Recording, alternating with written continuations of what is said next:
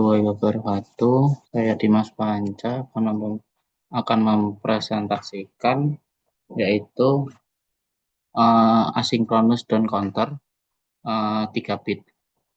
Pendahuluan terlebih dahulu dalam dunia digital, counter atau penghitung merupakan salah satu rangkaian logika sekuensial yang paling sering digunakan. Fungsinya itu ya sederhana ya, namun sangat esensial, menghitung jumlah pulsa clock yang masuk. Namun arah perhitungan bisa berbeda, ada yang menghitung naik atau disebut up counter, dan ada yang menghitung turun yaitu down counter. Pada penelitian atau praktikum kali ini, fokus diarahkan pada 3 bit asinkron down counter, yaitu sebuah rangkaian penghitung yang bergerak dari nilai hmm, yang bergerak dari nilai maksimum menuju nilai nol secara bertahap. Istilah asinkronus di sini mengacu pada pemberian sinyal clock pada counter asinkron. Clock tidak diberikan secara serempak kepada semua flip-flop dan sebaliknya hanya flip-flop pertama yang mendapatkan clock eksternal, sedangkan flip-flop berikutnya memanfaatkan output dari flip-flop sebelumnya sebagai sumber clock. Hal ini membuat perubahan status pada flip-flop terjadi secara berantai, sehingga kadang disebut juga ripple counter gitu. Ripple counter selanjutnya itu sedangkan down counter di sini, memiliki karakteristik menghitung mundur pada counter 3 bit nilai maksimum yaitu 7 dalam desimal atau 11 dalam biner. Nah, karena ini 3 bit ya, karena nilai maksimalnya itu 7 atau di binernya itu di 111. Dari titik ini, setiap pulsa clock akan mengulangi nilai hitungan mencapai 000. Kemudian kembali lagi ke 11 untuk memulai siklus berikutnya. Itu. Proses ini berlangsung berulang kali selama sinyal clock ini diberikan. Sebenarnya. Nah, selanjutnya yaitu seperti penjelasannya sebelumnya, prinsip dasar down counter asinkron. Pada prinsipnya, down counter dapat diberi dari up counter dengan mengubah urutan transisi keluaran biner. Nah, ini ada dua nih. Nanti ada dua metode umum untuk melakukan hal ini, yaitu pertama, gambar yang pertama ini nanti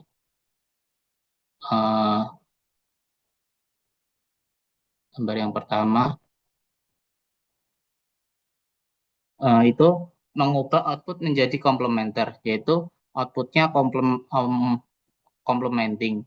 Dan yang kedua itu ini yaitu mengubah sumber clock menggunakan komponen output clock complementing. Nah, jadi outputnya ini nanti dimanfaatkan gitu.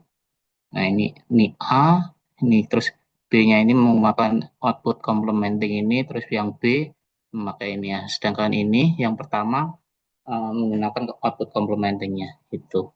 Kedua metode tersebut menghasilkan pola hitungan mundur yang identik, tetapi memiliki pendekatan dan desain yang berbeda gitu.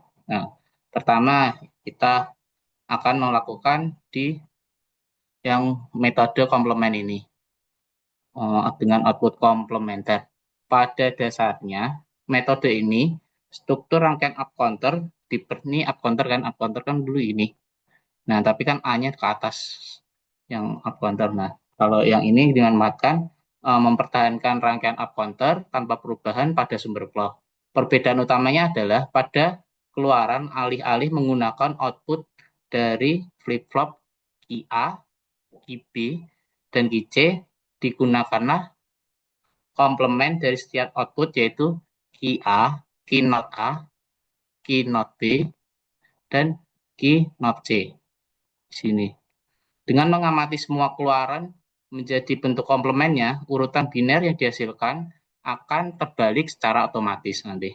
Hal ini menyebabkan transisi nilai menjadi mundur atau bisa disebut dari 111 menuju 000.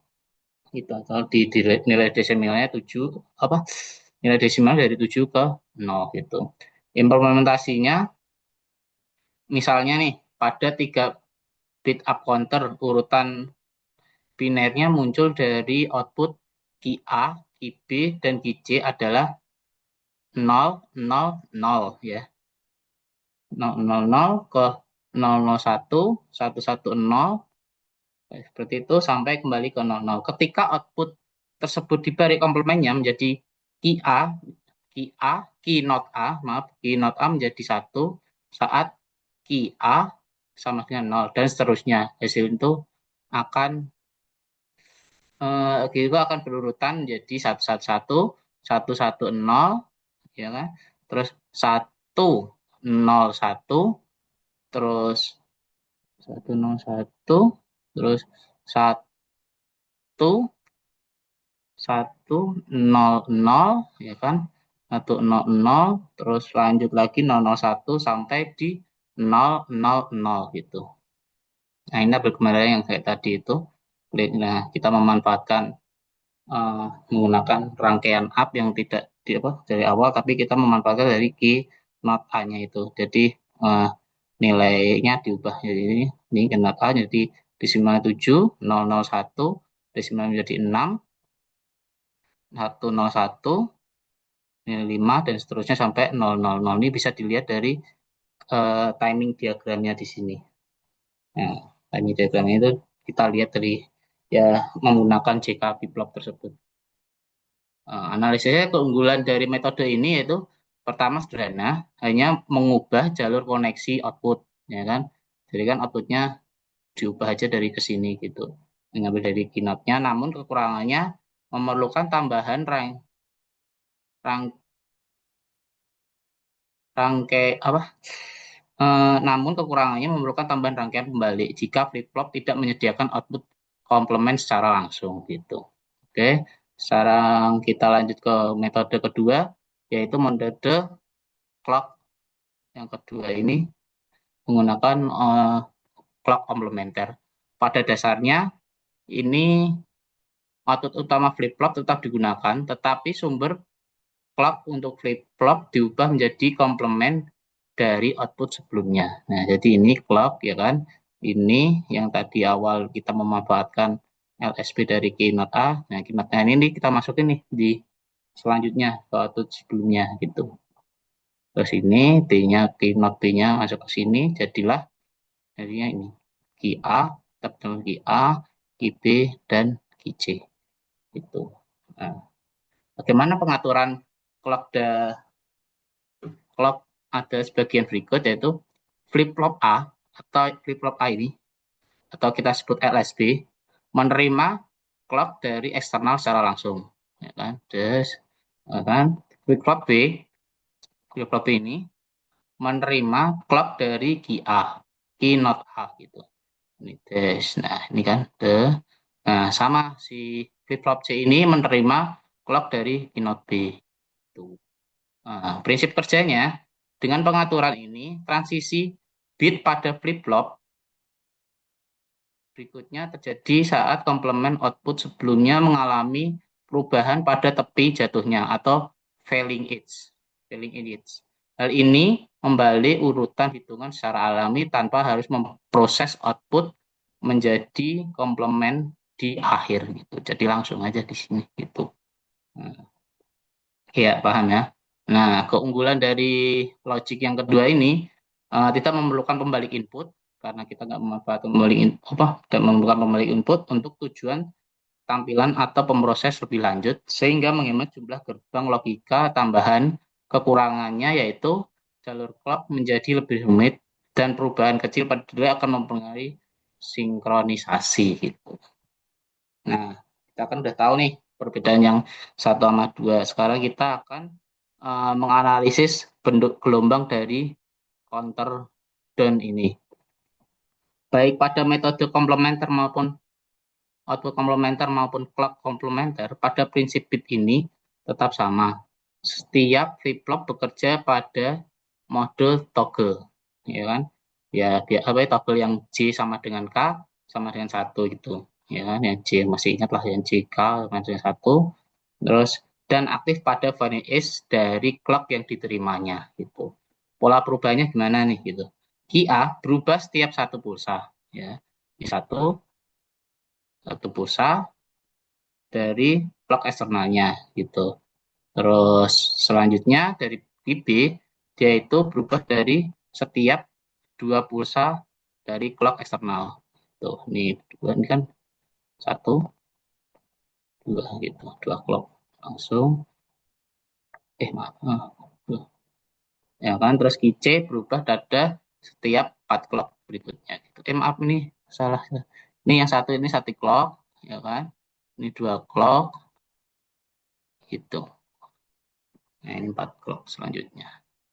Itu. Pada metode output komplementer ini perubahan terlihat jelas di output utama sebelum dibalik. Pada metode clock komplementer, pola waktu tetap sama, namun titik perubahan dipengaruhi oleh komplement output sebelumnya. Seperti itu. Nah, oke, sudah paham ya timing, time. Sekarang kita tahu apa buat aplikasi down counternya. Down counternya ini biasanya digunakan pada timer mundur pada sistem kontrol, selanjutnya display hitung mundur pada panel elektronik, pengaturan urutan proses mesin otomatis, sistem antrian yang menghitung sisa waktu layanan, dan terakhir aplikasinya bisa digunakan pengatur kedip lampu dengan pola menurun.